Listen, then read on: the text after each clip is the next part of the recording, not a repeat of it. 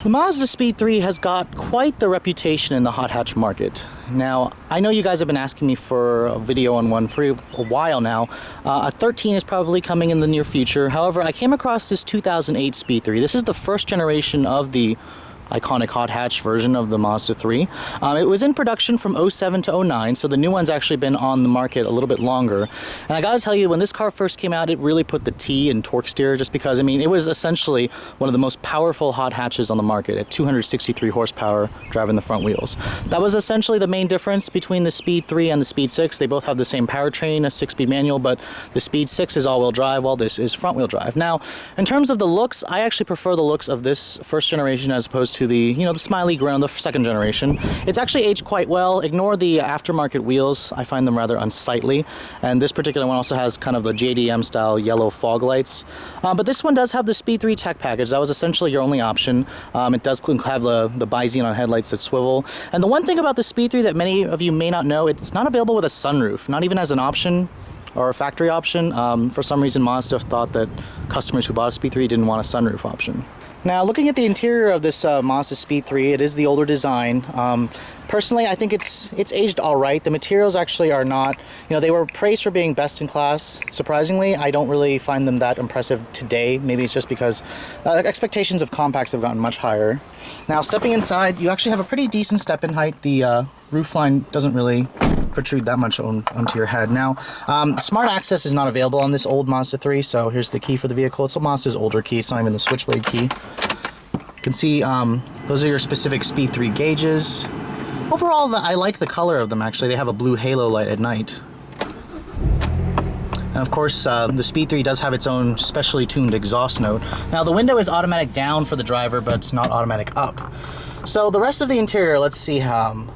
In terms of materials quality, I'm surprised that it is hard plastic everywhere. There's actually not an ounce of soft touch plastic on the dash. The new Mazda 3 has a soft touch dash, so I'm glad that they have gotten better with that. I'm wondering, what the kind of direction they're going to go for the next generation Mazda 3. The one thing about Mazda 3 is that I love, even the new one does it, when you turn the volume, little lights follow, depending on which way you turn. I think that's a really nice feature. The new one has the blue color as opposed to the orange. I definitely prefer the blue. Single zone automatic climate control is standard. The newer ones have dual zone. And of course, 6-speed manual is your only option.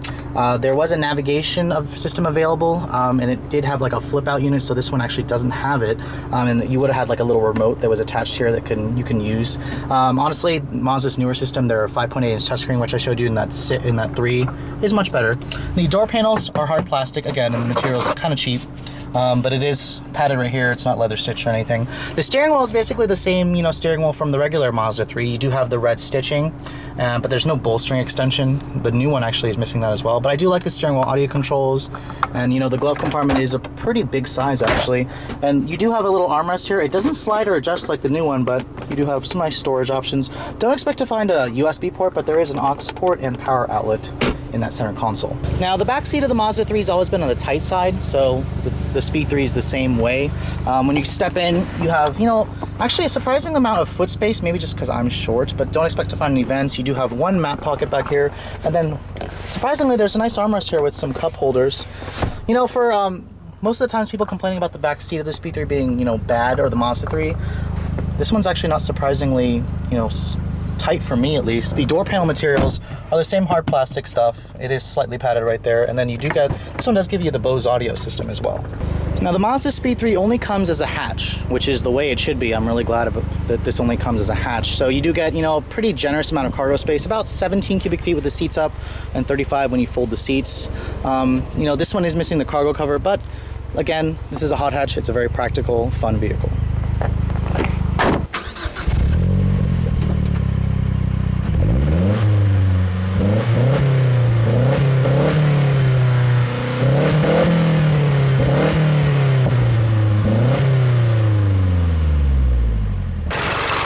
Now, the Speed 3 does have a unique hood, and this is the reason why, this top-mounted intercooler. This is the Speed 3's 2.3-liter MZR turbocharged direct injection 4-cylinder. It makes 263 horsepower and 280 foot-pounds of torque, which is, back then, was one of the most powerful in the class. It pairs with only a 6-speed manual, and driving the front wheels, it runs on premium gas. Spec gas mileage about 1825 miles per gallon. Let's take a look at how it all works. Now, those of you who have yet to drive a Speed 3, if compared to all the other, hot hatches or sport compacts on the market, the one immediate thing you're going to notice about the Speed 3 is just how much brute force it has. This is probably the loudest, the raunchiest, and most powerful one on the market compared to, like the Focus ST. I'm talking about the front-wheel drive models, not the rally-bred, all-wheel drive WRX. The clutch in this vehicle is very heavy, and the shifter has a very clunky feel to it. It is slightly short shifter, but it makes like a mechanical click noise every time you're shifting through the gears. Some people really like that. I like it. Unfortunately, I don't really like the loosey-goosey, rubberiness that the shifter also has. The heavy clutch will probably get on my nerves if I was stuck in traffic. The current Speed 3 still has that same heavy clutch. The one thing I do like about this car is that it has a factory blow-off valve.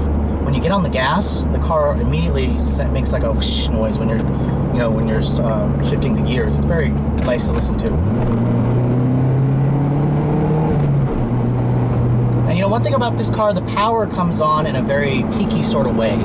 It's very old school. Really the only car that does this is like the WRX and the Evo. The Focus ST and the GTI, they have a very smooth linear power band. This car has a very strong power from 2,000 up to 5,500 RPM. After that, the power starts to taper off.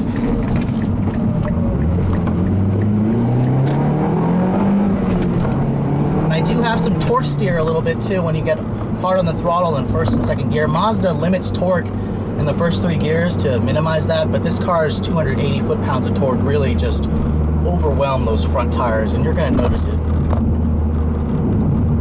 The ride quality on the Speed 3 is definitely harsh, but these 18-inch wheels that are aftermarket probably are contributing to that.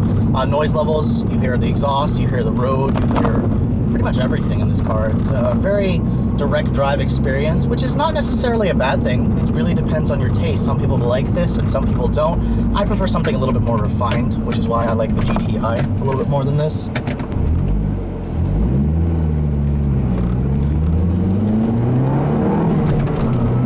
Now, it's very easy to chirp second gear in this car, and like I said, you need to hold on to the wheel because the torque can really, turn it out of your hands. I feel like it's it doesn't feel as strong as I thought it would. The Focus ST has torque steer as well, and I was expecting this car to have a lot more, but it's actually not that bad. The steering, however, I love the steering in this car. It's very direct, it's very heavy, it's a hydraulic power steering, and it's very, very playful. This car's very fun to drive.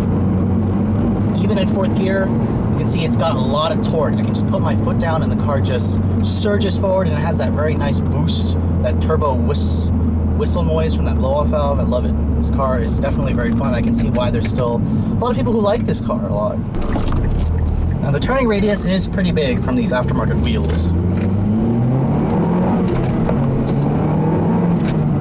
Stability control will cut in just to, keep you from driving off the road because of that torque steer, but man, this car is fun. The new one definitely has the refinement that I'm looking for, but it's still not as refined as like a Focus ST or GTI. I mean, the one thing about this car, you know what it reminds me of? It reminds me of the Dodge Neon SRT4. At least that's what the first generation reminds me of. It's very raw, it's very loud, and it's very focused on performance. I mean, that's definitely something that some people really want, so I don't blame them for, going with this car. And back then, this car was probably the quickest front-wheel drive, hot hatch. The WRX and the Evo really were the only ones that could challenge it. However, those cars were much more expensive than this car.